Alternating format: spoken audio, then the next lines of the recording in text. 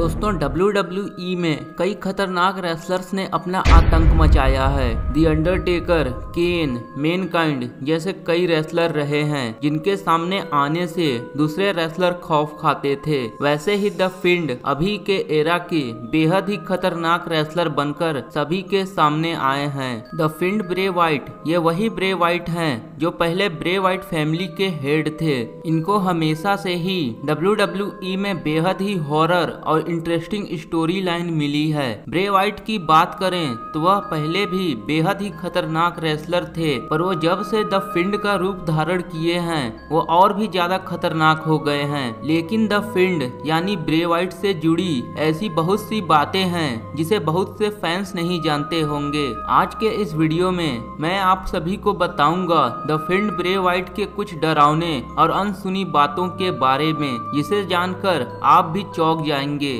दोस्तों वीडियो पसंद आए तो इसे लाइक और शेयर करने के साथ हमारे चैनल आर्मी डॉक्यूमेंट्री को सब्सक्राइब जरूर करिएगा, ऐसे ही और भी इंटरेस्टिंग वीडियो देखने के लिए। दोस्तों WWE में ब्रे वाइट नाम से मशहूर रेसलर का रियल नेम विंधेम लॉरेंस रोटेंडा है। इनका जन्म 23 मई 1987 को ब्रुकविली, फ्लोरिडा, यूनाइटेड स्टेट में हुआ था। इन्होंने WWE की डेवलपमेंट टेरिटरी FCW से अपने रेसलिंग करियर की शुरुआत की थी। ब्रे वाइट यानी द फिंड ब्रे वाइट फैमिली के हेड हुआ करते थे, जिस फैमिली में एरिक रोवन, लुक हार्पर और ब्राउन स्ट्रोमैन ने रहकर खूब नाम कमाया। द फिंड ब्रे वाइट NXT में हस्की हैरिस नाम से रेसलिंग कर चुके हैं। साथ ही साथ ये 2010 से 2011 तक नेक्सस का भी हिस्सा रह चुके हैं, पर नेक्सस में भी रहकर ये ज्यादा फेमस नहीं हो पाए। फिर ये FCW WWE की डेवलपमेंट टेरिटरी में वापस ट्रेनिंग के लिए चले गए और वहां पर वो एक्सल मूलिगन के नाम से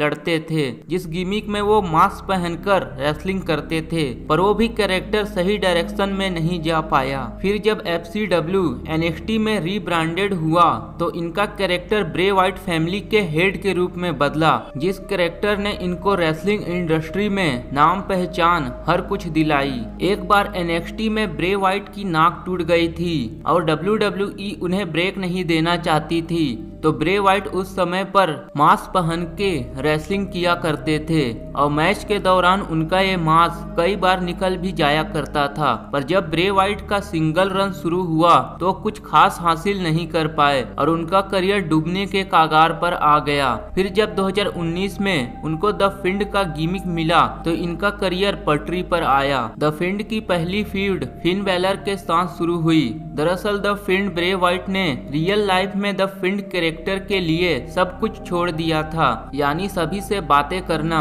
और वो ज्यादातर वक्त एक कमरे में ही बंद होकर इस कैरेक्टर के लिए खुद को तैयार किए थे। उन्होंने पूरा फोकस द फिंड और इसके आने वाले स्टोरी लाइन में लगा दिया था और ब्रे वाइट की मेहनत ही है कि द फिंड वाला कैरेक्टर आने के साथ ही फैन फेवरेट बन गया। इनकी एंट्री काफी खतरनाक है, जिसे देखकर लोगों के रोंगटे खड़े हो जाते हैं। दोस्तों जब ब्रे वाइट फैमिली का हिस्सा थे तो ये भी अफवाह उड़ी थी कि उनकी रियल सिस्टर एबिगेल थी, जो कि मर चुकी थी। बाद में पता चला कि ये अफवाह झूठ है और उनकी बहन जिंदा है, जिनका नाम साराह बेकमैन है। साराह एक राइटर और ब्रॉडकास्टर है और वो रेसलमेनिया 33 में WWE के लिए काम भी कर चुकी हैं। दोस्तों द फिंड का कैरेक्टर में जो सबसे अलग और खतरनाक है वो है उनका मास्क। आप ये जरूर सोचते होंगे आखिर वो मास्क किसने बनाया है। दरअसल उनका ये मास्क बनाने वाले कोई और नहीं बल्कि मशहूर स्पेशल मेकअप इफेक्ट डालने वाले आर्टिस्ट टॉम साविनी हैं। टॉम साविनी कई हॉलीवुड हॉरर मूवीज में भी अपनी कला से एक अलग जान डाल चुके हैं। ये डरावने और क्रीपी चीजें बनाने की वजह से वर्ल्ड वाइड फेमस हैं और टॉम साविनी के ही टीम मेंबर्स जेसन बेकर ने फायरफ्लाई फन हाउस में जितने भी पपेट्स हैं उनको बनाया है और उनके इस शो को भी वो डायरेक्ट भी करते हैं। दोस्तों जब ब्रे वाइट ने द फिंड के कैरेक्टर के साथ WWE में अपना डेब्यू किया तब से वो WWE के लेजेंड्स पर लगातार अटैक करते आ रहे हैं। उन्होंने जब मिक फॉली पर अटैक किया तब से वो मेडिबल क्लो का यूज करने लगे। उन्होंने जब केन पर अटैक किया तो वह केन के थीम में जो रेड लाइट होती होती थी उसके साथ अपना एंट्रेंस करने लगे, जो इसके पहले उनके एंट्रेंस में नहीं हुआ करता था। दोस्तों, क्या आपको ये बात पता है कि द फिंड को नेचर की पावर कहा जाता है। द फिंड का कैरेक्टर भविष्य को देखते हुए WWE ने बनाया है और यह भी कहा जाता है कि द फिंड फ्यूचर में उनके साथ होने वाली घटनाओं को काफी हद तक पहले ही जान लेते हैं। जैसे कि फायरफ्लाई फन हाउस के एक एपिसोड में उन्होंने एक घड़ी को रिपेयर करते वक्त 11:19 का टाइम सेट कर दिया था। उनका घड़ी में 11:19 का टाइम सेट करना नवंबर 2019 की तरफ इशारा था। 11 मतलब 11वां महीना नवंबर और 19 से उनका मतलब 2019 था। और 31 अक्टूबर 2019 को उन्होंने यूनिवर्सल चैंपियनशिप जीत ली थी सेथ रॉलिंस से और नवंबर से वो यूनिवर्सल चैंपियन बने हुए थे। द फिंड की लगातार जीत की स्ट्रीक को गोल्डबर्ग ने 2020 के सुपर शोडाउन में तोड़ दिया। द फिंड ने फायरफ्लाई फन हाउस को जलने का भी प्रेडिक्शन पहले ही लगा लिया था।